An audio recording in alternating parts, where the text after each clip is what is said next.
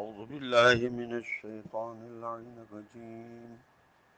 بسم الله الرحمن الرحيم. قال الله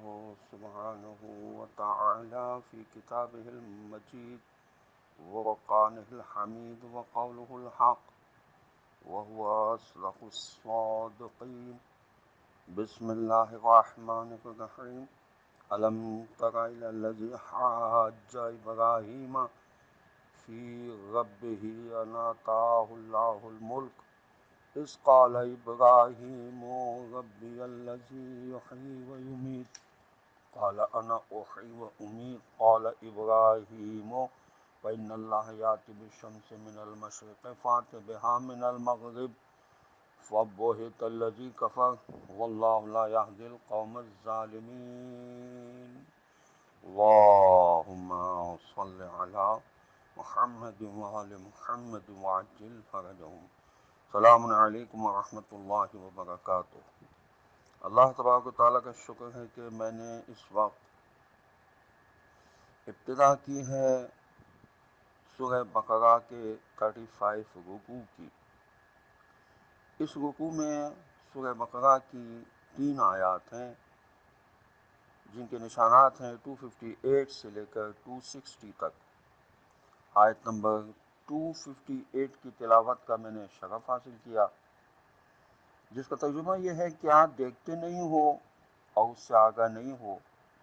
جس نے ابراہیم علیہ السلام کے ساتھ اس کے پروردگار کے بارے میں حجت بازی اور کلام کیا، کیونکہ خدا نے اسے خلوت دے رکھی تھی، کیونکہ خدا نے اسے حکومت دے رکھی تھی اور وہ تم کو یہ بتانا چاہ رہا تھا کہ وہ کم ظرفی کی وجہ سے بعد غرور سے سرمست ہو گیا تھا. جب ابراہیم علیہ السلام نے کہا کہ میرا خدا وہ ہے جو زندہ کرتا اور مارتا ہے، تو اس نے کہا میں بھی زندہ کرتا ہوں اور مارتا ہوں. اس کے بعد اس نے مغالطہ پیدا کرنے کا حکم دیا، وہ قیدی حاضر کیے گئے. اس نے ایک کی آزادی اور دوسرے کے قتل کا فرمان جاری کر دیا. تو ابراہیم علیہ السلام نے کہا خدا آفتاب کو افق مشرق سے نکالتا ہے، اگر تم اپنے اس قول میں سچے ہو کہ تم ہی جہان ہستی پر حکمران ہو تو تم خورشید کو مغرب سے نکال کر دکھاؤ. یہاں وہ کافر مبہوت ہو گیا اور خدا ظالم قوم کو ہدایت نہیں کرتا. قرآن میں اس کے جملے کے بعد واضح نہیں ہے کہ اس نے اپنے پیدا کیے گئے مغالطے کی تائید کے لیے کس طرح عملی اقدام کیا، لیکن حدیث و تواریخ میں آیا ہے کہ اس نے فوراً 2 قیدیوں کو حاضر کرنے کا حکم دیا. قیدی لائے گئے تو اس نے فرمان جاری کیا کہ ایک کو آزاد کر دو اور دوسرے کو قتل کر دو، اور پھر کہنے لگا تم نے دیکھا کہ موت و حیات کس طرح میرے قبضے میں ہے.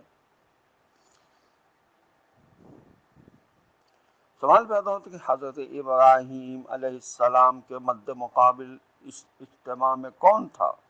اور کون آپ علیہ السلام سے حجت بازی کر رہا تھا. اس کا جواب یہ ہے کہ قرآن میں اس کے نام کی صراحت نہیں ہے، لیکن فرمایا گیا ہے ان آتاہ اللہ الملک، یعنی اس غرور و تکبر کے باعث جو اس میں نشہ حکومت کی وجہ سے پیدا ہو چکا تھا، وہ ابراہیم علیہ السلام سے حجت بازی کرنے لگا. لیکن حضرت علی علیہ السلام سے منقول ہے اور دور منصور کی ایک حدیث میں اسی طرح تواریخ میں اس کا نام نمرود بن کنعان بیان کیا گیا. یہ مباحثہ کب ہوا؟ زیر بحث آیت میں اس مباحثے کا وقت نہیں بتایا گیا، لیکن قرآن سے اندازہ ہوتا ہے کہ یہ واقعہ حضرت ابراہیم علیہ السلام کے بت شکنی اور آگ کی بھٹی سے نجات کے بعد کا ہے، کیونکہ یہ مسلم ہے کہ آگ میں ڈالے جانے سے قبل اس گفتگو کا سوال ہی پیدا نہیں ہوتا تھا، اور اصولی طور پر بت پرست آپ علیہ السلام کو ایسے مباحثے کا حق نہیں دے سکتے تھے. وہ حضرت ابراہیم علیہ السلام کو ایک ایسا مجرم اور گنہگار سمجھتے تھے جسے ضروری تھا کہ جتنی جلدی ہو سکے اپنے اعمال اور خدایان مقدس کے طور پر قیام کی سزا ملے۔ وہ تو انہوں نے بت شکنی کے اقدام کا صرف سبب پوچھا تھا، اور اس کے بعد انتہائی غصے اور سختی سے انہیں آگ میں جلانے کا حکم صادر ہوا تھا، لیکن جب آپ حیرت انگیز طریقے سے آگ سے نجات پا گئے تو پھر اصطلاحی الفاظ میں نمرود کے حضور رسائی ہوئی، اور پھر بحث و مباحثے کے لیے بیٹھ سکے۔ اس بحث سے نمرود کا مقصد یہ تھا کہ نمرود کسی حقیقت کی جستجو کر رہا تھا، بلکہ وہ اپنے باطل موقف کو برتر ثابت کرنا چاہتا تھا۔ نمرود کا دعوی الوہیت تھا کہ وہ یہ کام کر سکتا ہے، بلکہ وہ اپنے آپ کو عالم ہستی کا پیدا کرنے والا بھی بتاتا تھا، یعنی اپنے آپ کو معبود بھی سمجھتا تھا اور خائف بھی تھا۔ ایسا ہونا کوئی تعجب کی بات نہیں، کیونکہ جب لوگ پتھر اور لکڑی کے سامنے سے دریز ہو جاتے ہیں اور ان کی پرستش کرنے کے علاوہ انہیں امور عالم میں مؤثر اور صحیح مانتے ہیں، تو ایسے موقع پر ایک مکار اور ظالم حکمران کے لیے بھی یہ معاملہ پیش آ سکتا ہے کہ وہ سادہ لوح لوگوں سے فائدہ اٹھائے، لیکن اپنی طرف انہیں دعوت دینے کے لیے وہ طرح طرح کے ہیلے اور بہانے کرتا ہے اور مختلف قسم کے ڈرامے کرتا ہے۔ آیت نمبر 259 میں ارشاد ہوتا ہے او کالذی مر علی قریۃ وہی خاویۃ علی عروشها قال ان یحیی هذه اللہ بعد موتها فاماته اللہ 100 عام ثم بعثه قال کم لبثت قال لبثت یوما او بعض یوم قال بلی قال بل لبثت 100 عام فانظر الى طعامك وشرابك لم يتسنى وانظر إلى حمارك ولنجعلك آية للناس وانظر إلى العظام كيف ننشزها ثم نكسوها لحما فلما تبين له قال أعلم أن الله على كل شيء قدير۔ یا اس شخص کی طرح جو ایک آبادی میں سے گزرا، حالت یہ تھی کہ اس کی دیواریں چھتوں پر گری پڑی تھیں اور اس میں رہنے والوں کے جسم اور ہڈیاں ہر طرف بکھرے پڑے تھے۔ یہ دیکھا تو وہ شخص اپنے آپ سے کہنے لگا خدا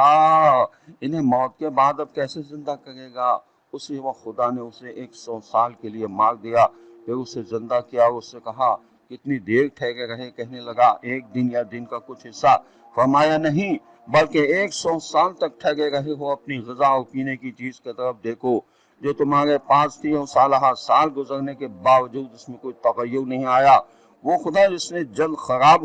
ہو جانے والی ان چیزوں کی اتنی طویل مدت حفاظت کی ہے، وہ ہر چیز پر قدرت رکھتا ہے، لیکن اپنے گدھے کی طرف دیکھو کہ وہ کیسے غذا غذا ہو چکا ہے، موت کے بعد زندگی تمہارے اطمینان کے لیے ہے، نیز اس لیے بھی کہ تمہیں ہم لوگوں کے لیے معاد کے بارے میں نشانی قرار دے۔ اب اپنی سواری کی ہڈیوں کی طرف دیکھو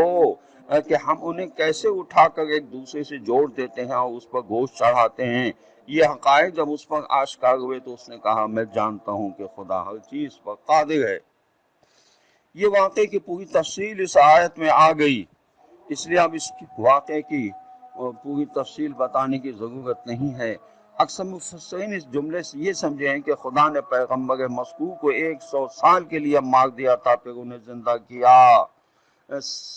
ماتا کا لفظ بھی جو موت کے مادے سے ہے اسی مفہوم کی طرف اشارہ کرتا ہے، لیکن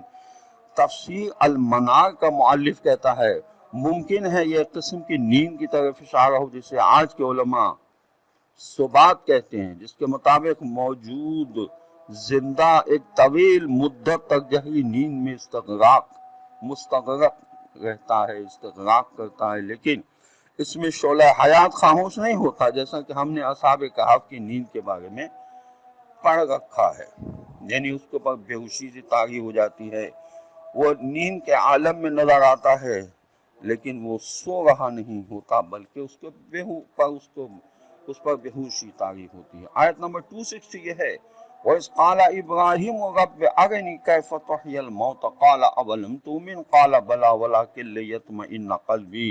قَالَ فَخُذْ أَرْبَعَةً من الطير فصرهن إليك ثم اجعل على كل جبل منهن جزءا ثم ادعوهن يأتينك سعيا واعلم ان اللہ عزیز حکیم۔ اور اس وقت کو یاد کرو جب ابراہیم علیہ السلام نے کہا خدایا مجھے دکھا تو کیسے مردوں کو زندہ کرتا ہے، فرمایا کیا تم ایمان نہیں لائے؟ کہنے لگے کیوں نہیں، میں چاہتا ہوں میرے دل کو اطمینان ہو جائے۔ فرمایا یہ بات ہے تو 4 پرندے انتخاب کر لو، ذبح کرنے کے بعد انہیں ٹکڑے ٹکڑے کر لو، پھر ان کے گوشت آپ کو آپس میں ملا دو، اب پھر یہ ہر پہاڑ پر ایک حصے کو رکھ دو، پھر انہیں پکارو تو وہ تیری پاس تو وہ تیری طرف تیزی کے ساتھ آ جائیں گے، اور جان لو کہ خدا غالب و عظیم اور حکیم ہے، اور وہ مردوں کے اجزائے بدن کو بھی جانتا ہے اور انہیں جمع کرنے کی طاقت بھی رکھتا ہے۔ اس سلسلے کی